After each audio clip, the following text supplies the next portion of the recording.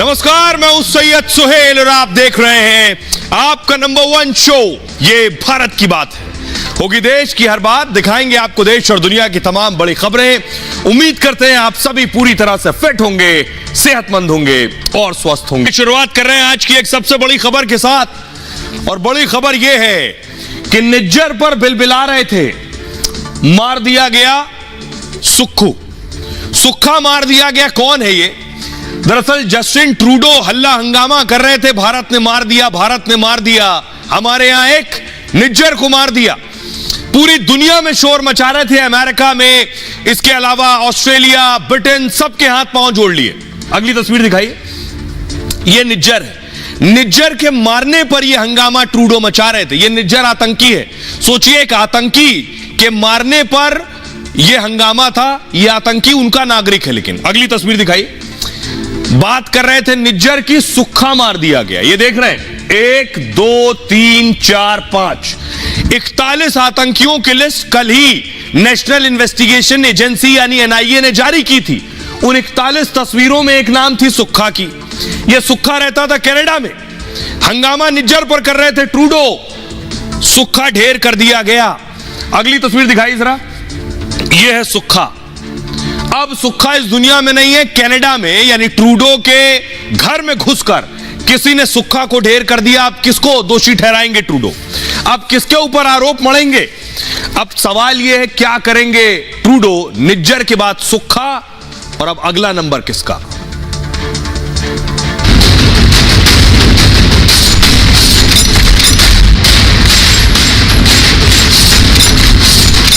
निज्जर, अब सुक्खा कनाडा में ढेर।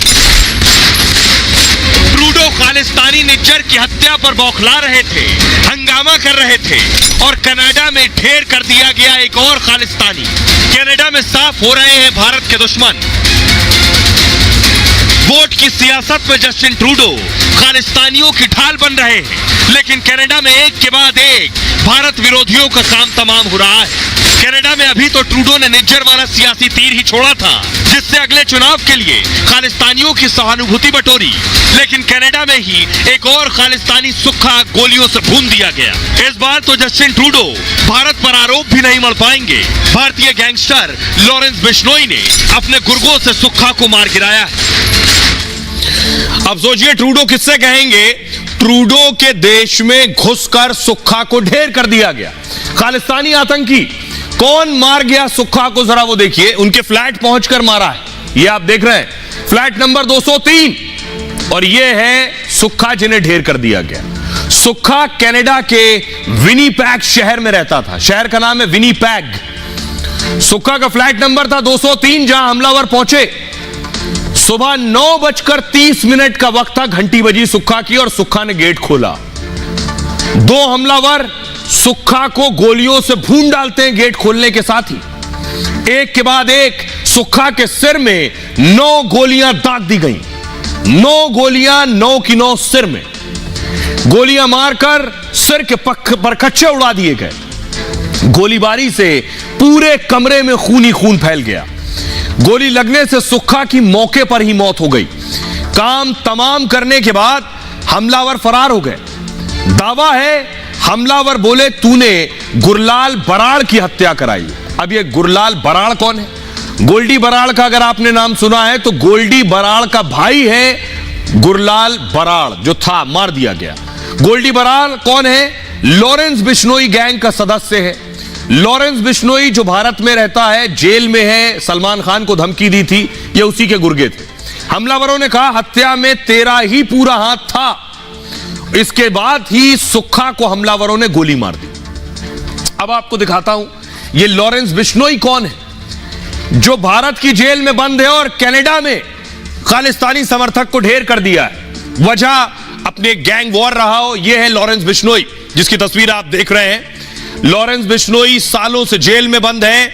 अगली तस्वीर दिखाइए जरा। और लॉरेंस बिश्नोई ने खुद, उसके गैंग ने यह पोस्ट किया है सोशल मीडिया पर। ये देख रहे हैं, पोस्ट किया है जिस पे लिखा है, हां जी सत श्री अकाल।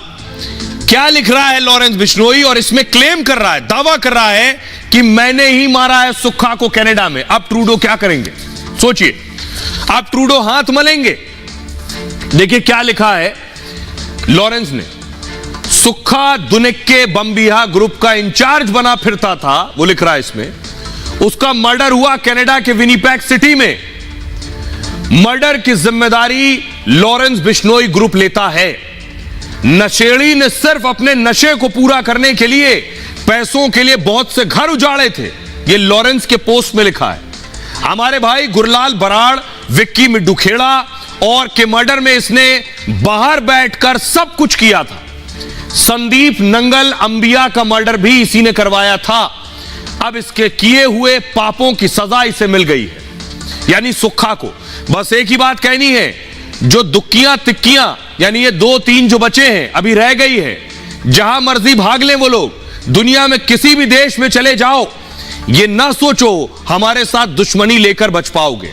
टाइम जरूर कम ज्यादा लग सकता है, लेकिन एक एक को अपने किए कामों की सजा मिलेगी।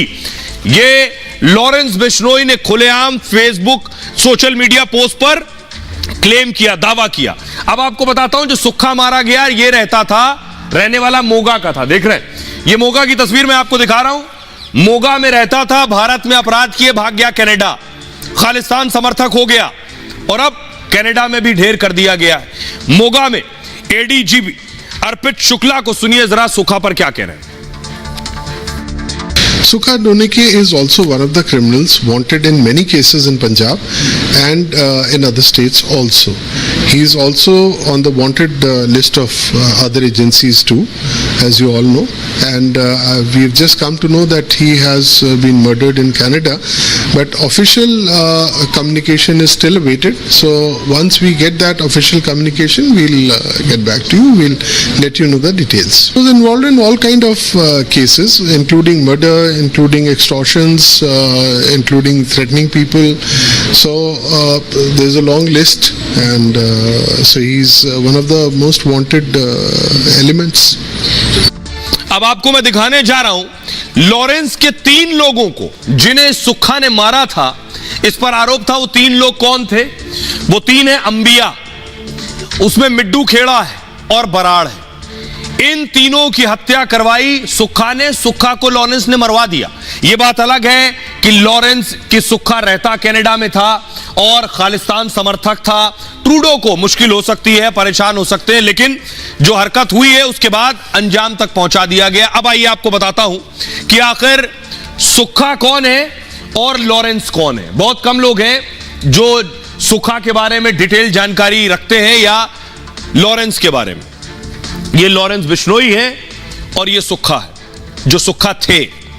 खालिस्तानी सुक्खा का नाम सुखदूल सिंह सुक्खा था।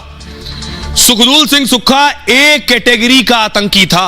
निज्जर जो मारा गया वो भी आतंकी था। एनआईए की मोस्ट वांटेड लिस्ट में ये 33वें नंबर पर था। 41 आतंकियों, गैंगस्टरों की सूची एनआईए ने जारी की थी, उसमें भी इसका नाम था। फर्जी पासपोर्ट पर सुक्खा भारत से फरार हुआ। यहां अपराध करते हैं ये, फर्जी पासपोर्ट बनवाते हैं। और कनाडा 2017 में पंजाब से भागकर सुक्खा कनाडा पहुंचा फर्जी पासपोर्ट पर। हत्या समेत 20 से ज्यादा मामलों में यह आरोपी कनाडा में रहकर भारत में वारदात अंजाम देता था। खालिस्तान के नापाक इरादे के लिए काम करता था। आतंकी निज्जर का राइट हैंड है अर्शदीप। अब मैं बताऊं इसका निज्जर से ताल्लुक क्या है। निज्जर का नाम सुना आपने? निज्जर का राइट हैंड है एक अर्शदीप। अर्शदीप का करीबी है ये सुक्खा। निज्जर की हत्या के बाद सुक्खा ही काम देख रहा था और पंजाब में सुक्खा देविंदर बम्बिया गैंग से जुड़ा हुआ था। बम्बिया गैंग का नेटवर्क पंजाब, हरियाणा और दिल्ली तक फैला हुआ है। राजस्थान में भी बम्बिया गैंग के गुर्गे फैले हुए हैं। अब जिसने ठोका है उसका नाम है लॉरेंस बिश्नोई, उसके गैंग का नाम यह है लॉरेंस बिश्नोई जो जेल में है। सलमान खान को हत्या की धमकी लॉरेंस बिश्नोई ने दी। मूसेवाला के मर्डर में बिश्नोई गैंग पर आरोप है। यह भी कोई शरीफ आदमी नहीं है। दिल्ली की तिहाड़ जेल में लॉरेंस बंद है।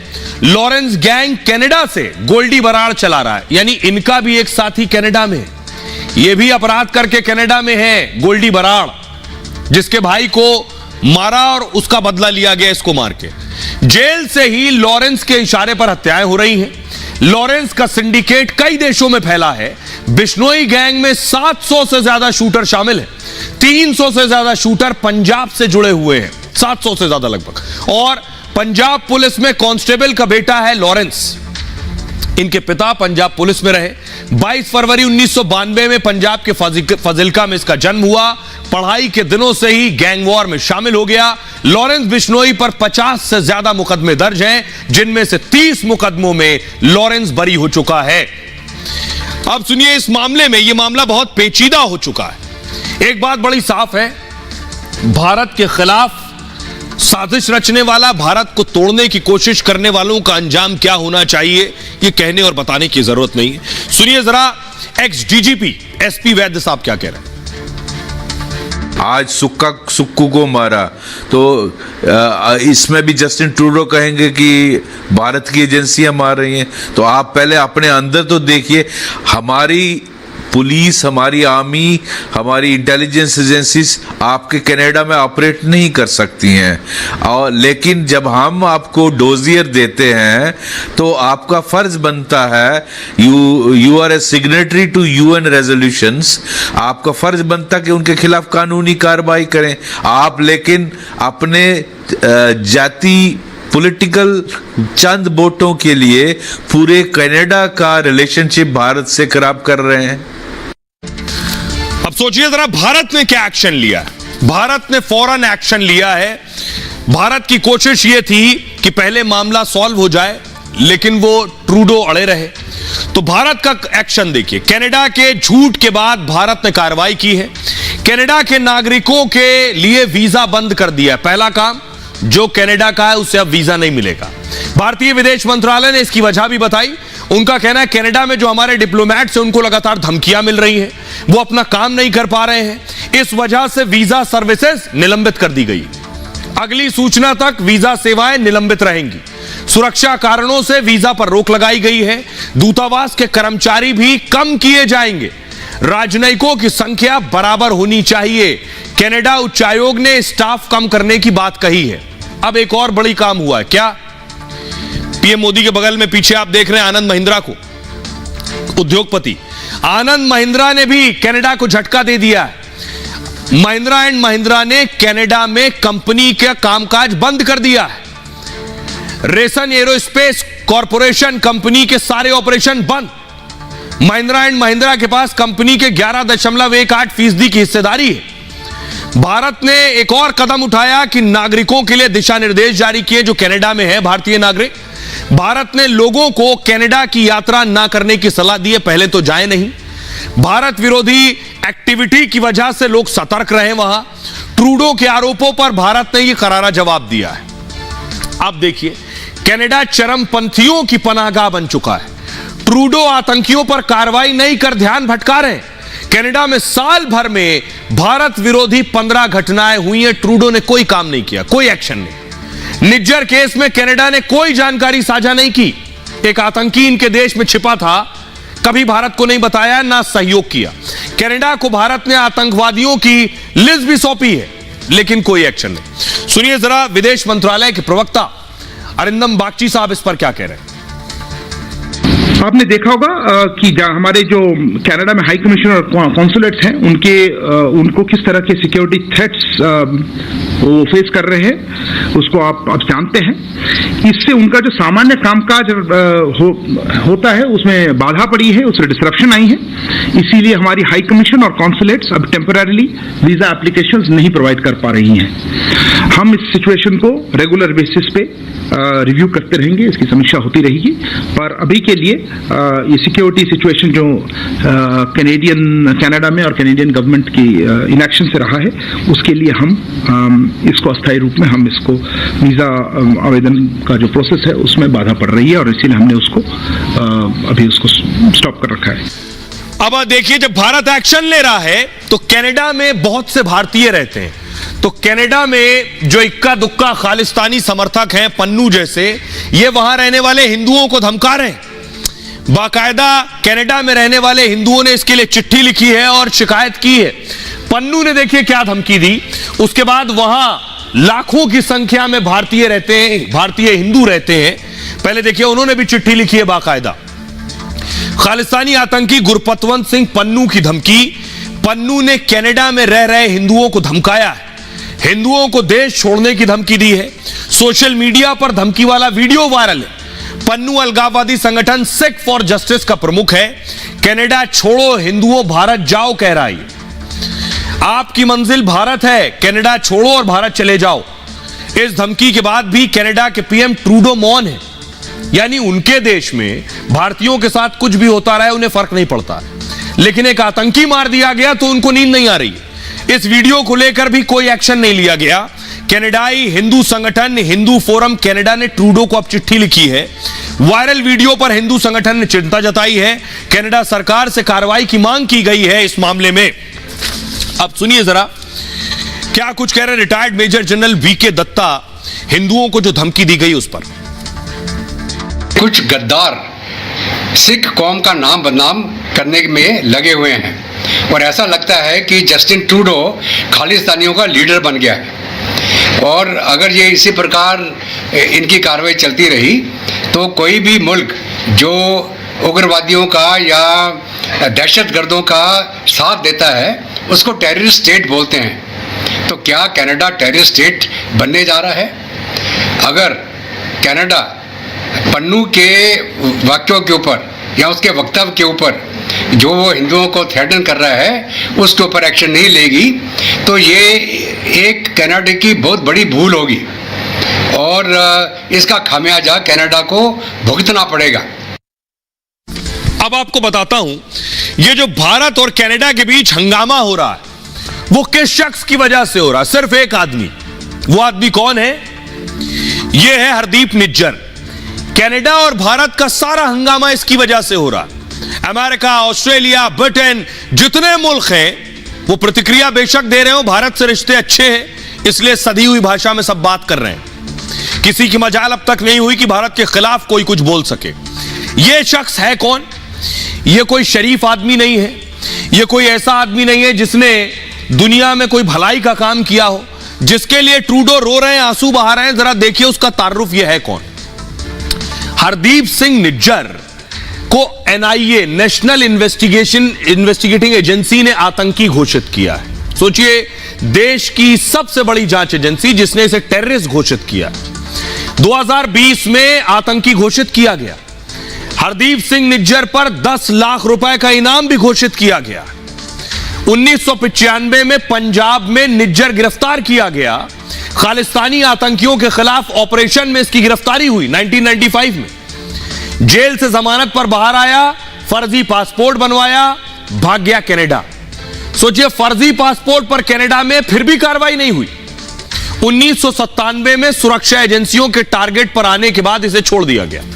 फर्जी पासपोर्ट के सहारे कनाडा पहुंच गया। निज्जर ने कनाडा में अब नागरिकता चाहिए तो क्या करें, वहां की एक महिला से शादी कर ली तो कनाडा के नागरिक बन गए। इसके बाद उसकी पत्नी ने निज्जर के वीजा के लिए आवेदन किया। आतंकी निज्जर गुरपतवंत सिंह पन्नू का करीबी था। पन्नू जो हिंदुओं को धमकी दे रहा उसका करीबी था ये। 2007 में पंजाब में हुए एक धमाके में ये आरोपी था। पंजाब के सीएम बेअंत सिंह की हत्या जो की गई उसमें ये आरोपी था। इंटरपोल और रेड कॉर्नर जैसे नोटिस इसके खिलाफ जारी हुए। 2014 में निज्जर की गिरफ्तारी के लिए वारंट जारी हुआ। सरकार ने निज्जर को केटीएफ का मास्टरमाइंड बताया। 2020 में गृह मंत्रालय ने निज्जर को आतंकी घोषित किया। इसके बाद निज्जर की जलंधर की प्रॉपर्टी जब्त कर ली गई। हिंदू पुजारी कमलदीप शर्मा की हत्या का भी आरोपी है। 18 जून को आतंकी निज्जर की कनाडा में हत्या कर दी गई। इसका गुरुद्वारे का प्रमुख था। ब्रिटिश कोलंबिया के गुरुद्वारे के पास गोलियों से छलनी कर दिया गया। रात 8:30 बजे बाइक पर सवार होकर 2 हमलावर आए और मार के चले गए। सीएम रहे पंजाब के बेअंत सिंह की हत्या में निज्जर आरोपी है। बेअंत सिंह के पोते हैं कांग्रेस के नेता रवनीत बिट्टू जो सांसद भी है। जरा उन्हें सुनिए वो क्या कह रहे हैं। मैं आपको दो बातें बताऊं। जो मेरे ग्रैंडफादर के किलर थे, असैसिनेशन जिन्होंने किया था हवारा, उसका राइट हैंड ये निजर था। 93 में यहां से गया और इसको वहां पे सिटीजनशिप दी गई। और दूसरी, अगर ट्रूडो साहब के फादर और ट्रूडो साहब की पार्टी इतनी ये सिंसियर है इस चीज में, तो जब हमारा कनिष्क, एक हमारा एयर इंडिया का विमान जिसमें 300 से ऊपर लोग थे, उसमें भी मेरे मामा जी कर्नल भिंडर, मिस्टर भिंडर उसके पायलट थे, उसकी तो इन्वेस्टिगेशन इन्होंने की नहीं आज तक। तो दूसरी बात, अब ये जो निजर एंड कंपनी है, ये 10 मोस्ट वांटेड जो गैंगस्टर हैं यहाँ पे, या ड्रग पेडलर है, उनमें से एक था।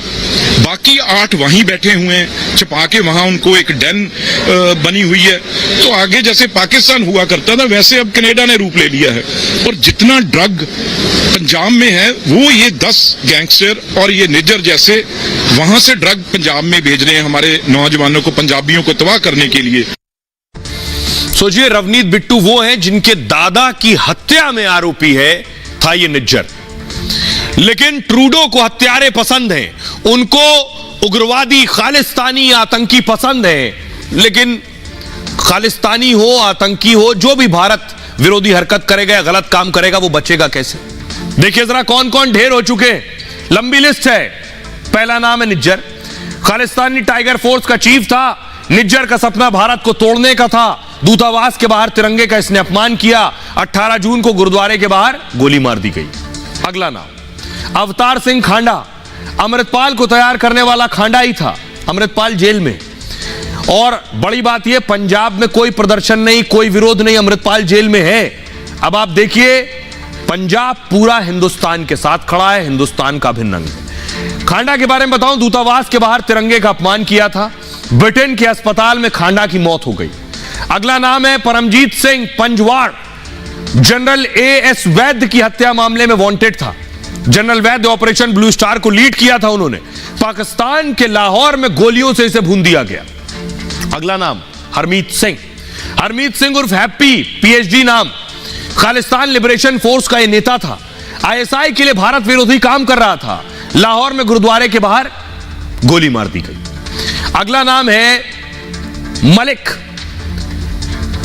रिपुदमन सिंह मलिक। 1985 में एयर इंडिया के विमान का इन्होंने अपहरण किया। 2005 में सबूतों के अभाव में बरी कर दिया गया था। 2022 में कनाडा में गोली मारकर हत्या कर दी गई। तो ये जो पूरी लिस्ट मैंने आपको दिखाई, ये लिस्ट ये बता रही है कि ये सब कनाडा क्यों भाग के जाते हैं। आपने सोचा है कभी? ये जैसे पाकिस्तान में ही सारे आतंकी क्यों हैं, या पाकिस्तान से ही आतंकियों का ताल्लुक क्यों है, इसी तरह जो देश को तोड़ने की साजिश रचते हैं, जो खालिस्तान बनाना चाहते हैं, वो कनाडा ही क्यों जाते हैं? अपराध किया, कनाडा भाग गए। ये तो सोचने वाली बात है, और ट्रूडो ने कभी सोचा नहीं, क्योंकि उन्होंने खुद झंडा पकड़ रखा है, उन्हें भी वोट चाहिए। भारत में वारदात कर कई अपराधी कनाडा भाग जाते हैं।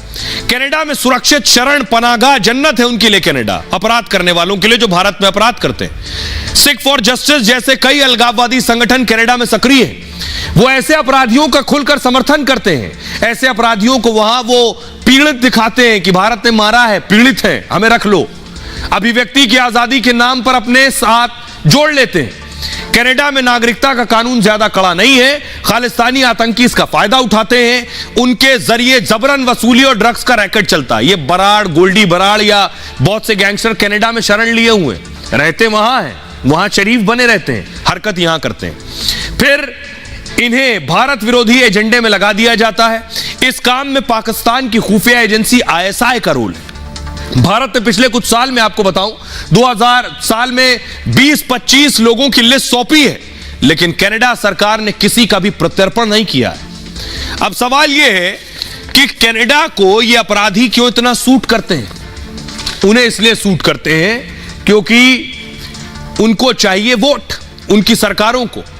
वहां जितनी आबादी है उसमें एक बड़ा हिस्सा इस तरह के समर्थकों का भी है। अब जरा सुनिए एसपी वैद्य क्या कह रहे हैं। एनआईए ने 43 लोगों की लिस्ट पेश की है कि जो लोग फ्यूजिटिव हैं, जो वांटेड हैं इंडिया में, जिसमें से 23 लोग कनाडा में हैं, और उसमें जो निजर जिसकी आपने बात की, वो फेक पासपोर्ट और फेक वीजा में गया हो। तो क्या ये जस्टिस ट्रूडो की एजेंसीज को दिखता नहीं है? अब आइए आपको बताता हूं कि आखिर भारत ने कई बार कनाडा सरकार को कहा कि तुम्हारे यहां हमारे बहुत से अपराधी हैं, उनको वापस भेजो। देखिए भारत ने क्या कहा। भारत ने 26 बार आतंकियों के प्रत्यर्पण की अपील की है, तुम्हारे यहां जो आतंकी हैं वो वापस भेजो। कनाडा ने 5 साल में कोई प्रतिक्रिया नहीं दी। कनाडा में 13 आतंकी आजाद घूम रहे हैं, आराम से रह रहे हैं घर समझकर। जघन्य अपराध में ये 13 आतंकी वांटेड है। इनमें संदीप सिंह उर्फ सनी भी शामिल है। वो कनाडा बॉर्डर सर्विसेज एजेंसी में काम कर रहा है। गैंगस्टर सुक्खा दुनिक्का का नाम भी शामिल था। सुक्खा पर 30 से ज्यादा मामले दर्ज थे। कनाडा सरकार ने प्रत्यर्पण से मना कर दिया था सुक्खा का, अब ढेर हो चुके हैं वो। गोल्डी बराड़, लखबीर सिंह भी कनाडा में ही मौजूद हैं। चरणजीत सिंह, अर्शदीप ने भी शरण ले रखी है। अर्शदीप निज्जर का राइट हैंड। भारत के मोस्ट वांटेड के लिए कनाडा सुरक्षित पनाहगाह है, वहीं रहते हैं, आराम से जिंदगी काट रहे हैं। सुनिए क्या कुछ कह रहे हैं विदेश मामलों के जानकार रविंद्र सचदेवा साहब। कनाडा के अंदर जो ट्रूडो की पार्टी है वो एक कोएलिशन पार्टी है, जो सरकार है उसमें करीब 22 एमपी जो हैं वो एक जगमीत सिंह हैं जो कि अपने आप में भी इनफैक्ट प्राइम मिनिस्टर कैंडिडेट थे। तो जगमीत सिंह की पार्टी के करीब 22 एमपीज हैं जो ट्रूडो की सरकार को सपोर्ट करते हैं। और जगमीत सिंह खुलेआम प्रो खालिस्तानी है। वायलेंस का हम कह नहीं सकते, बट खुलेआम प्रो खालिस्तानी है और भारत को कंडेम करता है। तो प्रेशर ट्रूडो की सरकार पे वहां से आता है कि भारत जो भी लिस्टें दे रहा है इन पे एक्शन मत लो, इनको डिले करो और प्रूफ मांगो। तो ये हो रहा है पीछे बैकग्राउंड में कनाडा के। अब आपको बताता हूं, आप सोच रहे होंगे कि पंजाब से बहुत से लोग कनाडा क्यों जाते हैं, और उनमें खालिस्तान समर्थक भी शामिल हैं। एक बड़ी आबादी सिखों की, भारतीयों की कनाडा में रहती है। यह कनाडा की तस्वीर आप देख रहे हैं। बहुत खूबसूरत देश है, बहुत बड़ा देश है, आबादी बहुत कम है। सोचिए इतना बड़ा देश है और आबादी सिर्फ 3.5 करोड़ के आसपास, 4 करोड़ के आसपास है। और देश दुनिया का क्षेत्रफल के मामले में दुनिया का दूसरा बड़ा देश है, रूस के बाद कनाडा। आबादी 3.5 करोड़, 20 करोड़ अकेले उत्तर प्रदेश में। अब सोचिए, इसलिए लोग जाते हैं। अब आइए, अब आपको बताऊं पहला सिख कौन था जो कनाडा गया था। यह है पहले सिख, इनका नाम है केसर सिंह। केसर सिंह पहले सिख हैं जो कनाडा गए थे। दरअसल महारानी विक्टोरिया का एक प्रोग्राम था, यहां से अंग्रेज और इंडियन फौज को भेजा गया, उसमें केसर सिंह थे पहले शख्स जो कनाडा गए और वहां बसे। अब मैं नक्शे के जरिए आपको बताने जा रहा हूं कनाडा के बारे में। भारत से फ्लाइट लेकर कनाडा, यह है कनाडा। आपको बताऊं 1897 से कनाडा में सिख समुदाय मौजूद है। ब्रिटेन की महारानी विक्टोरिया तब ब्रिटिश कोलंबिया में थी। कनाडा में एक जगह है ब्रिटिश कोलंबिया, वो आप देख रहे हैं केसर सिंह को जो पहले सिख थे। ब्रिटिश फौज में शामिल होकर एक घुड़सवार कनाडा पहुंचे। मेजर केसर सिंह पहले भारतीय थे जो कनाडा गए थे। इन्हें ही कनाडा में पहला सिख माना जाता है। आज कनाडा में सिखों का बहुत अहम स्थान है। ट्रूडो कैबिनेट में कई सिख मंत्री हैं। आज कनाडा में भारत के बाद सबसे ज्यादा सिख रहते हैं। सोचिए, भारत के बाद दूसरी बड़ी आबादी कनाडा में। कनाडा की कुल आबादी है 4 करोड़। यहां 18.5 लाख भारतीय रहते हैं। अब समझिए वोट बैंक, 4 करोड़ आबादी है, उसमें 18.5 लाख सिर्फ भारतीय हैं, इसमें 7.5 लाख सिर्फ सिख हैं। कनाडा का चौथा सबसे बड़ा समुदाय कौन सा है? सिख समुदाय। क्षेत्रफल देखिए, इसका जो क्षेत्रफल है रूस के बाद दूसरा सबसे बड़ा देश। अब बड़ी बात आपको बताऊं, कनाडा में 1 किलोमीटर के दायरे में सिर्फ 4 घर होते हैं। 1 किलोमीटर के दायरे में सिर्फ 4 घर औसतन। भारत में देखिए तुलना में 1 किलोमीटर के दायरे में 382 घर और लोग रहते हैं। अब फर्क समझिए, कनाडा की संसद में 5.3% सिख सांसद हैं और केसर सिंह के बाद से कनाडा जाने की शुरुआत हुई। अभी फिलहाल जो कनाडा के नागरिक हैं, भारत ने उनके वीजा पर रोक लगा दी है। आज सुखबीर सिंह बादल भी दिल्ली आए और दिल्ली में थे और उन्होंने मुलाकात की सरकार के से। सुनिए जरा क्या कह रहे हैं। ये सबसे बड़ी बात यह है कि जो अब वीजा का सिस्टम कैंसिल हो गया, वीजा देना बंद हो गया, इसका इफेक्ट देश के लाखों लोगों को पड़ गया है। हजारों लोग पंजाब के, लाखों लोग पंजाब के कनाडा में रहते हैं, उनके रिश्तेदार यहाँ रहते हैं, रोज स्टूडेंट्स यहाँ से कनाडा जाते हैं और उनमें अब पैनिक हो गया, क्या होगा हमारा, जिनको एडमिशन मिली है उनका क्या होगा, जो पेरेंट्स सिख हैं उनको कैसे मिलेंगे, वहाँ के लोग यहाँ आना चाहते थे वो क्या होगा। सो ये जो पैनिक है और वो नॉर्मल सिटीजन को पैनिक इफेक्ट कर रहा है। सो मैं तो रिक्वेस्ट करता हूँ गवर्नमेंट ऑफ इंडिया और गवर्नमेंट ऑफ कनाडा को कि ये मैटर जल्दी सेटल कर ले, क्योंकि ये कॉमन इंडियन को इफेक्ट करने लग गया। अब आपको बताऊं, जो कुछ ट्रूडो कर रहे हैं, ट्रूडो ने अपने पिता से ही सीखा है। क्यों कह रहा हूं ये ट्रूडो है, ये उनके पिता हैं, पिता के नक्शे कदम पर चल रहे हैं ट्रूडो।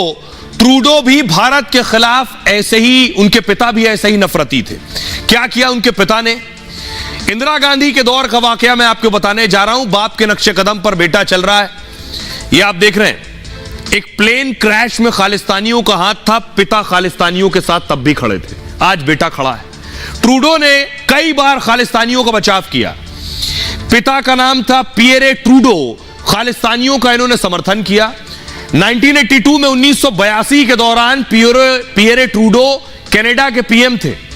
उस दौरान की प्रधानमंत्री इंदिरा गांधी ने इनसे अपील की कि आपके यहां खालिस्तानी है तलविंदर, उसका प्रत्यर्पण करिए, भारत भेजिए।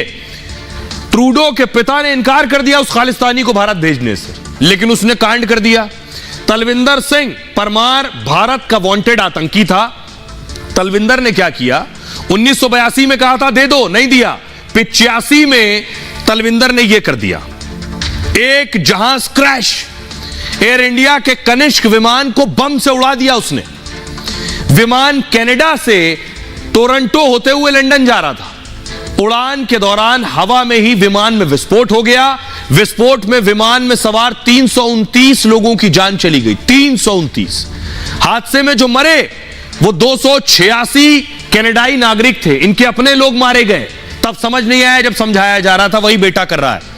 एक इस तरह की एक और घटना का इंतजार। विस्फोट में मरने वालों में 307 यात्री थे, 22 क्रू मेंबर शामिल थे इसमें। इस विस्फोट में दुनिया के 8 देशों के नागरिक मारे गए। भारत एक यात्री और 21 क्रू मेंबर की मौत हुई थी। अब जस्टिन ट्रूडो भी पिता की गलती दोहरा रहे हैं। कहते हैं इतिहास इसलिए होता है कि उससे सबक लिया जाए, लेकिन ट्रूडो अभी भी नासमझ है और सबक नहीं ले रहे हैं। सुनिए जरा क्या कुछ कह रहे हैं मेजर गौरव आर्या। अब सोचने वाली बात यह है कि निज्जर इनके लिए इतना इंपॉर्टेंट क्यों है। कई साल पहले कनिष्क, एक एयर इंडिया का जहाज था जिसका नाम कनिष्क था, आपको पता ही है। खालिस्तानियों ने बम से उस जहाज को उड़ा दिया। उस कनिष्क जहाज में 260 से ज्यादा कनेडियंस मारे गए। उस वक्त जस्टिन ट्रूडो के पिताजी हेड ऑफ स्टेट थे कनाडा के, उनके मुंह से चूं तक नहीं निकली। इंदिरा जी ने जब उनसे बोला कि ये आतंकी हैं, ये खालिस्तानी हैं जिन्होंने इतने लोगों को मारा है, हमारा जहाज उड़ा दिया, आप इसको वापस भारत भेजिए, उन्होंने नहीं भेजा। तो खालिस्तान प्रेम कनाडा में रच बस गया है। जस्टिन ट्रूडो तो खालिस्तानी प्रेमी है ही, इसके पिताजी भी खालिस्तानी प्रेमी थे। और आज की तारीख में जस्टिन ट्रूडो की सरकार ही टिकी है खालिस्तानियों के सपोर्ट पर।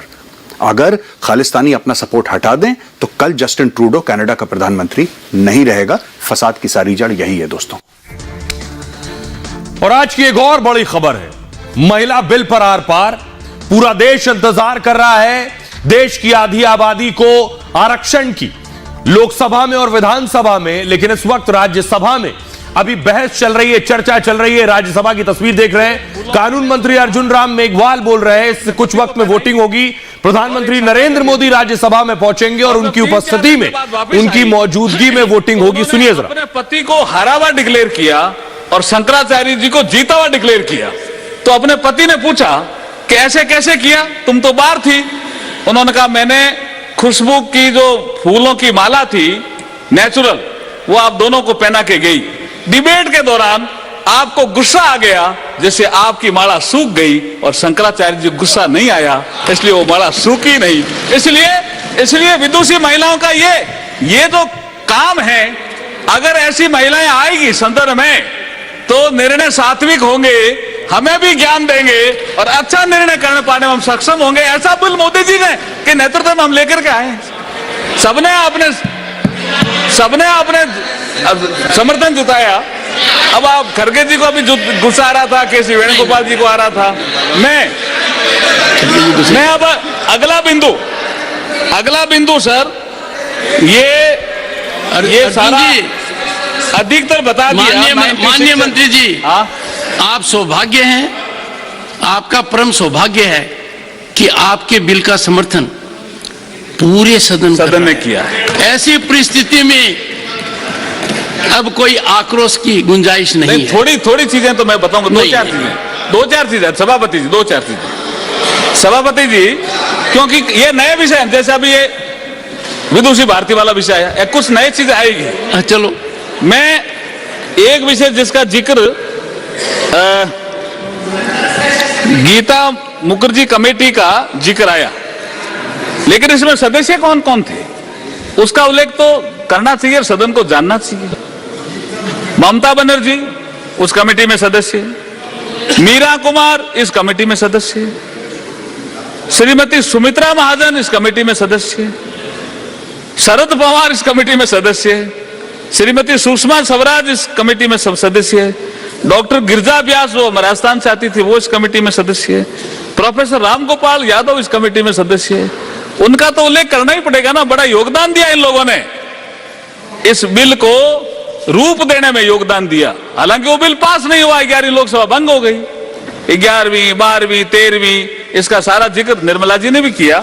लेकिन मैं इन सभी जो हमारी दो तो हमारी स्पीकर रही साहब, सुमित्रा महाजन और मीरा कुमार तो स्पीकर रही और सुषमा स्वराज नेता प्रतिपक्ष रही। आज मैं मन से इन सभी सदस्यों का धन्यवाद करता हूं जिन्होंने इस बिल को इस रूप में लाने के लिए प्रेरित तो किया। अब कह रहे 27 साल लगे, उस समय भी प्रयास किया था, लेकिन अब खड़गे जी अभी कह रहे थे कि ये कब आएगा कैसे आएगा, आशंका मत करो, मोदी है तो मुमकिन है, सब संभव है, चिंता मत करो आप। मैं अब 2-3 बातें और सभापति जी आपके ध्यान में लाना चाहता हूं और थोड़ा बताना भी चाहता हूं कि ये ओबीसी प्रेम, जो बात आप सुन रहे हैं, जो बात अर्जुन राम मेघवाल साहब कह रहे हैं कि कांग्रेस के इस बिल बनाने में जो महिला सांसद थी या नेता थी, उन्होंने तब ओबीसी का जिक्र नहीं किया। कांग्रेस लोकसभा और राज्यसभा में अब कह रही है कि इसमें ओबीसी महिलाओं को भी रिजर्वेशन दिया जाए। अर्जुन राम मेघवाल कह रहे हैं जब आप खुद कानून लेकर आए थे तब आपने ओबीसी को क्यों नहीं जोड़ा था, आज हम लेकर आए हैं तो आप ओबीसी कर रहे हैं, जबकि यह संभव ही नहीं है देश के संविधान के हिसाब से। क्यों? देखिए, कांग्रेस ने महिला बिल में ओबीसी आरक्षण की मांग की। महिला बिल में ओबीसी के 33% आरक्षण की मांग है कि उन्हें 33% रिजर्वेशन मिले। राज्यसभा में कांग्रेस ने महिला बिल पर संशोधन भी पेश किया है।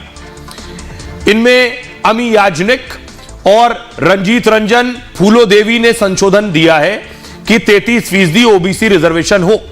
लोकसभा की सीटों में केवल एससी और एसटी के लिए ही आरक्षण की व्यवस्था है। संविधान में भी लोकसभा सीटों में ओबीसी आरक्षण की व्यवस्था नहीं है, यानी भीमराव अंबेडकर भी एससी एसटी के रिजर्वेशन की ही प्रावधान करके गए हैं। अनुसूचित जाति जनजाति के लोगों को विशेष छूट दी गई है लोकसभा में।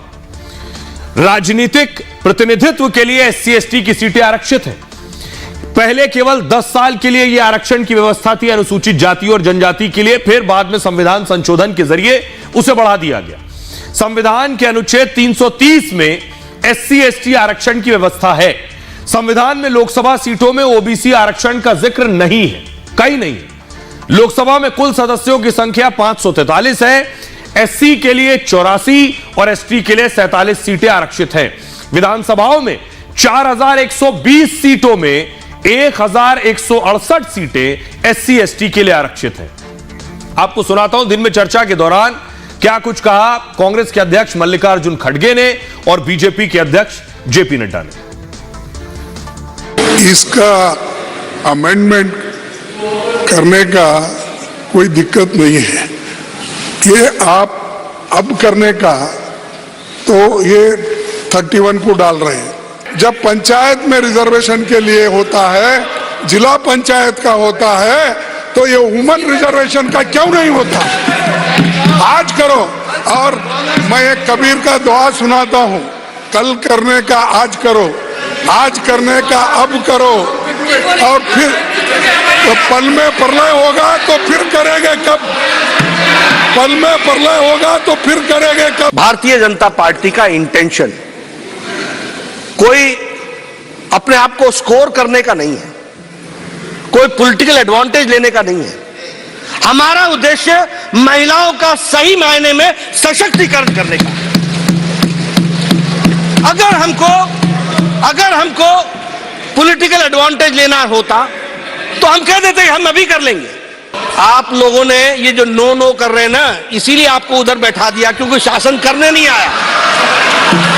30 साल से कोशिश करते। अगर शासन करने आता तो अगर आपको ये मालूम होता कि कुछ नियम कानून भी चीज है, अब no I am not going to. मैं फिर कहता हूं कि सरकारें नियम कानून से चलती हैं और नियम कानून के कुछ लिमिटेशंस होते हैं। हम जो मोदी जी जो काम करते हैं वो पक्का काम करते हैं, कच्चा नहीं करते, और इसीलिए पक्के तरीके से महिलाओं का सशक्तिकरण किया जा रहा है। और आपको बता दें, तस्वीर आप देख रहे हैं, प्रधानमंत्री नरेंद्र मोदी राज्यसभा पहुंच चुके हैं। अब से कुछ वक्त में वोटिंग होगी। कानून मंत्री अर्जुन राम मेघवाल बोल रहे हैं। तस्वीर देख रहे हैं, प्रधानमंत्री नरेंद्र मोदी बैठे हैं, उनके ठीक बगल में बीजेपी के अध्यक्ष जेपी नड्डा और दूसरी तरफ पीयूष गोयल बैठे हैं। प्रधानमंत्री मोदी पहुंच गए हैं और अब राज्यसभा में किसी भी वक्त महिला आरक्षण बिल पर वोटिंग होगी। कल आपको याद है कि लोकसभा में 454 वोट महिला आरक्षण के पक्ष में पड़े थे और विरोध में सिर्फ 2 वोट पड़े थे, प्रक्रियाओं से पार करता हुआ। और अब राज्यसभा में वोटिंग होगी और यह बिल पास हो गया तो यह बहुत ऐतिहासिक पल होगा। 27 साल से महिला आरक्षण बिल इंतजार कर रहा था कानून की शक्ल लेने। राज्यसभा से पास होने के बाद राष्ट्रपति के हस्ताक्षर के बाद यह कानून का रूप ले लेगा। अब आपको बताते हैं आरक्षण के बाद की तस्वीर क्या होने वाली है। संख्या 69 पर यह महिला आरक्षण बिल राज्यसभा से पास होने के बाद राष्ट्रपति हस्ताक्षर करेंगी द्रौपदी मुर्मू जी, और उसके बाद यह कानून बनेगा। अब आपको बताऊं उस पे लोकसभा की तस्वीर क्या होगी। लोकसभा में अभी देखिए 543 सीटें, 543 सांसद हैं, 543। महिलाओं के लिए जो आरक्षित होंगी वो 181 सीटें, 181 सीट्स। अब इसमें भी देखिए अब तक क्या था, सामान्य के लिए 412 सीटें, वर्तमान संख्या सामान्य के लिए यानी पुरुषों के लिए लगभग 412 सीटें, और सामान्य कैटेगरी की महिलाओं के लिए 138 सीटें रिजर्व हो जाएंगी। 138 सीट्स जनरल कैटेगरी की महिलाओं के लिए होंगी। अभी तक जो अनुसूचित जाति है उसके लिए 84 सीट रिजर्व, जिसमें महिला पुरुष दोनों हैं, लेकिन अनुसूचित जाति की महिलाओं के लिए 28 सीट रिजर्व हो जाएंगी, बाकी पुरुषों के लिए। उसी तरह अनुसूचित जनजाति में 47 सीटें रिजर्व थी, लेकिन अब 33% आरक्षण के बाद 15 सीटें अनुसूचित जनजाति के लिए आरक्षित हो जाएंगी। सुनिए जरा, चर्चा के दौरान सांसद क्या कह रहे हैं वो आपको सुनवाया हमने, लेकिन पिछले 3 से 4 दिन से देश में वो महिलाएं जो अभिनेत्री हैं, जो खिलाड़ी हैं, वो सब संसद पहुंच रही हैं, नई संसद देखने भी, और आधी आबादी के लिए, महिलाओं के लिए इतना बड़ा दिन है जो संसद में विशेष सत्र के दौरान महिला आरक्षण पर चर्चा हो रही है, बिल पास होगा। उस पर क्या कुछ कह रही है सुनिए जरा। हर फील्ड में औरतें, वो चाहे वो कोई सीमा पे लड़ रही हों या अलग अलग फील्ड्स में एक्सेल कर रही हों, तो हमारे देश को क्यों नहीं चला सकती। तो इनका जो रिप्रेजेंटेशन है बहुत ज़्यादा ज़रूरी है, और ये बिल का पास होना हमारे लिए बहुत ही गर्व की बात है। हमेशा मुझे लगता है हमारे आदरणीय प्रधानमंत्री जो हैं औरतों के लिए, चाहे वो बेटी पढ़ाओ बेटी बढ़ाओ वो है, चाहे हमारे LPG की बातें हों, या फिर बहुत सारी चीज़ें, महिलाओं को हमेशा आगे रखा जा रहा है। और इस चीज़ से बहुत एम्पावरमेंट मिलेगी औरतों को, क्योंकि जो इंडिया का एक मोटिव है कि वुमेन लेड डेवलपमेंट होनी चाहिए, चाहिए, ये इसका एक टेस्टिमनी है और यहाँ से बिगनिंग होगी बहुत ज़्यादा।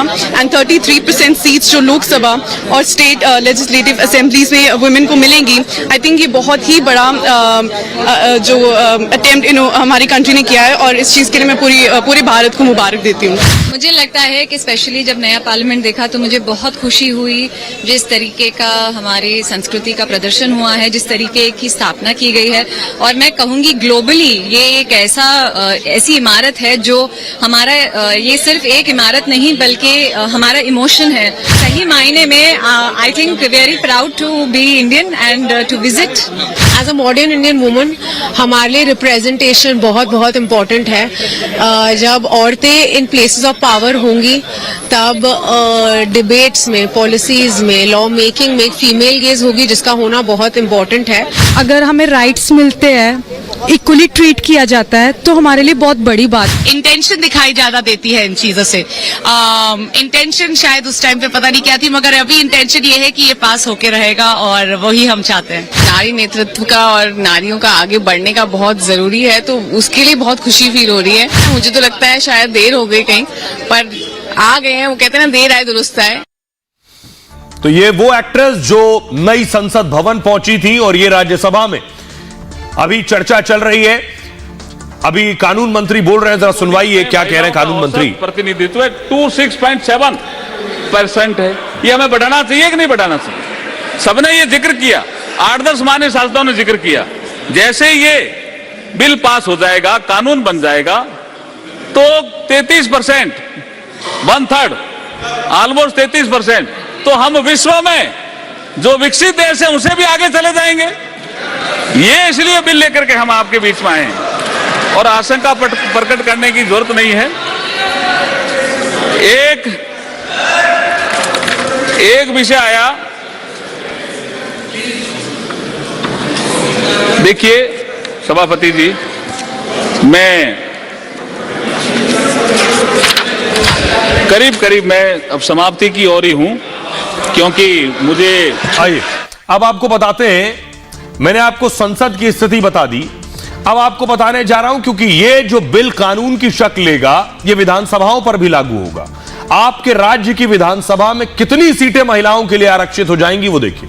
उत्तर प्रदेश में 80 सीटें हैं लोकसभा की, ये लोकसभा का आंकड़ा मैं आपको बता रहा हूं। लोकसभा में 80 सीटें, विधानसभा का आगे आपको बताऊंगा। आरक्षण के बाद 26 सीटें उत्तर प्रदेश में महिलाओं के लिए आरक्षित होंगी। महाराष्ट्र में 48 सीटें लोकसभा की हैं, आरक्षण के बाद 15 सीटें आरक्षित होंगी महिलाओं के लिए। बिहार में 13 सीटें महिलाओं के लिए रिजर्व हो जाएंगी, 40 में से 13 सीटें। पश्चिम बंगाल में 42 में 13 सीटें लगभग महिलाओं के लिए आरक्षित होंगी। तमिलनाडु में 39 में से 12 सीटें आरक्षित होंगी।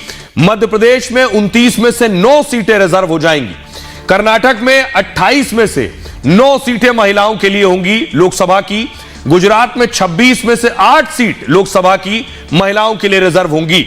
राजस्थान में 25 में से 8 सीट महिलाओं के लिए आरक्षित होंगी। आंध्र प्रदेश में 25 में 8 सीट महिलाओं के लिए रिजर्व होंगी। ओडिशा में 21 में 6 सीट पर महिलाएं चुनाव लड़ सकेंगी लोकसभा की। केरल में 20 में 6 सीटों पर महिलाएं चुनाव लड़ सकेंगी और तेलंगाना में 17 में 5 सीटों पर महिला कैंडिडेट्स लोकसभा के लिए रिजर्व होंगी। झारखंड में 14 में से 4 सीटें महिलाओं के लिए रिजर्व होंगी। पंजाब में 13 में 4 सीटें आरक्षित होंगी और छत्तीसगढ़ में 11 में से 3 सीटें महिलाओं के लिए आरक्षित होंगी। हरियाणा में 10 में से 3 सीटें रिजर्व हो जाएंगी। देश की राजधानी दिल्ली में 7 में से 2 सीट महिलाओं के लिए आरक्षित होंगी। सुनिए क्या कुछ कह रहे हैं आरजेडी के नेता मनोज झा और बीजेपी के नेता सुशील मोदी। सबके लिए खुलेगा। आपकी ये जो नई पार्लियामेंट है हमारी, ये रंगीन ज्यादा होगी। इंद्रधनुष में कई रंग होते हैं। हम ये कौन सा बिल ला रहे हैं जिसमें ब्लैक एंड व्हाइट के बाद शेड्स ऑफ ग्रे भी नहीं है। हम चाहते हैं कि वर्ग चरित्र बदले।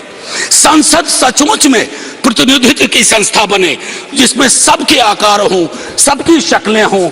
ये ना हो कि एक प्रभुत्व वर्ग का उस पर हमेशा उस पर छाप रहे। कि डिलिमिटेशन कमीशन बनेगा, सेंसस के फिगर आएंगे और तब 2029 में लागू करेंगे। अगर जल्दबाजी में लागू कर दिया सती महोदय तो कल कोई पीएल में चला जाएगा, यही लोग पीएल में किसी को खड़ा कर देंगे और सुप्रीम कोर्ट इस महिला आरक्षण विधेयक को खारिज कर देगा। ओबीसी आरक्षण तो बहाना था, महिला बिल रोकना ये असली निशाना था। हर एक को ये डर था कि हमारी सीट का क्या होगा। कल अगर आरक्षण लागू हो गया तो जिन सीटों पर आज हम ओबीसी पुरुष को टिकट दे रहे तो वहां तो महिला को टिकट देंगे। अब आइए आपको बताते हैं कि राज्यों की शक्लो सूरत क्या होगी। जो बात मैंने शुरू में कही कि विधानसभाओं में कितनी सीटें महिलाओं के लिए आरक्षित हो जाएंगी, ये बहुत दिलचस्प है। उत्तर प्रदेश में विधानसभा में 403 सीटें, 403 में से 135 सीटें यूपी में महिलाओं के लिए आरक्षित हो जाएंगी। सुनिए जरा, प्रधानमंत्री नरेंद्र मोदी राज्यसभा में बोल रहे हैं। अत्यंत महत्वपूर्ण इस विधेयक पर विस्तार से चर्चा हो रही है। करीब 132 माननीय सदस्यों ने दोनों सदन में मिलाकर के बहुत ही सार्थक चर्चा की है और भविष्य में भी इस चर्चा का एक एक शब्द आने वाली हमारी यात्रा में हम सबको काम आने वाला है और इसलिए हर बात का अपना एक महत्व है, मूल्य है। मैं सभी माननीय सांसदों ने अपनी बात के प्रारंभ में तो पहले ही कहा है कि हम इसका समर्थन करते हैं और इसके लिए मैं सबका हृदय से अभिनंदन करता हूं, हृदय से आभार व्यक्त करता हूं। ये जो स्पिरिट पैदा हुआ है, ये स्पिरिट देश के जन जन में एक नया आत्मविश्वास पैदा करेगा और हम सभी माननीय सांसदों ने और सभी राजनीतिक दलों ने एक बहुत बड़ी अहम भूमिका निभाई है। नारी शक्ति को एक विशेष सम्मान सिर्फ विधेयक पारित होने से मिल रहा है ऐसा नहीं है। इस विधेयक के प्रति देश के सभी राजनीतिक दलों की सकारात्मक सोच होना, ये हमारे देश की नारी शक्ति को एक नई ऊर्जा देने वाली है। ये नए विश्वास के साथ राष्ट्र निर्माण में योगदान देने में नेतृत्व के साथ आगे आएगी। ये अपने आप में भी हमारे उज्जवल भविष्य की गारंटी बनने वाली है। आदरणीय सभापति जी, मैं इस सदन का समय ज्यादा लेता नहीं हूं। मैं सिर्फ जो भावना आपने व्यक्त की है उसके लिए आभार व्यक्त करता हूं और जब मतदान होगा तो मेरा आप सबसे आग्रह है कि ये उच्च सदन है, चर्चा भी उत्तम करने का प्रयास हुआ है। अब मतदान भी सर्वसम्मति से करके हम देश को एक नया विश्वास दें। इसी अपेक्षा के साथ मैं फिर एक बार सबका हृदय से बहुत बहुत धन्यवाद करता हूं।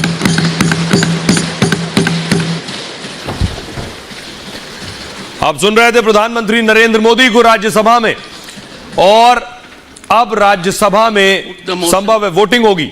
Regarding consideration of the bill to vote, the question is that the bill further to amend the Constitution of India as passed by Lok Sabha be taken into consideration. Those in favor will please say aye. Those against will please say no. I think ayes have it.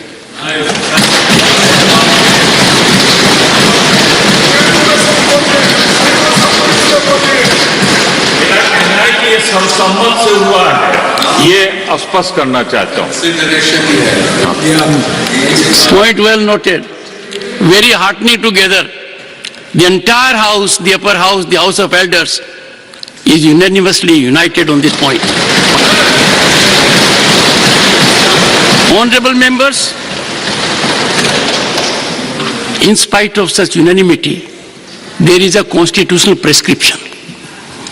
Under Article 360 of the Constitution, the motion will have to be adopted by a majority of total membership of the House and by a majority of not less than 2/3 of the members of the House.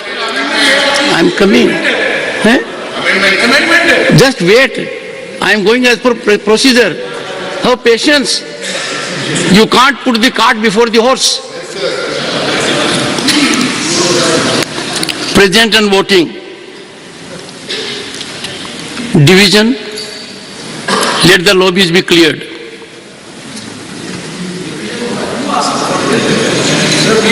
Secretary General will now explain the voting procedure.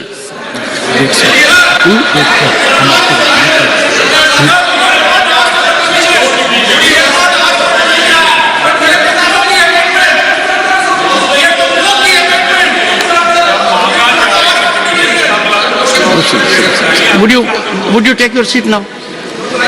Honorable members, it is a constitutional prerogative. Please, I am so happy Mr. Chidambaram has given right counsel, and that is for a change. Secretary General will now explain the voting procedure. Honorable members, for your convenience, I shall explain the voting procedure by automatic vote recording system. It may please be noted that each member has a multimedia device, MMD for short, at his desk. This MMD has an integrated mic and voting console containing 3 buttons: yes for ayes, no for noes, and abstain on the right hand corner. This is also a और voting होने जा रही है, voting machine के जरिए होने जा रही है, चंद सेकंड में ही वोटिंग हो जाएगी। Left hand corner of the multimedia device. बहरहाल ये भारत की बात है में इतना ही। आप अपना और अपनों का बहुत बहुत ख्याल रखिए। रुक रहे हैं एक छोटे से क्विक हील ब्रेक के लिए।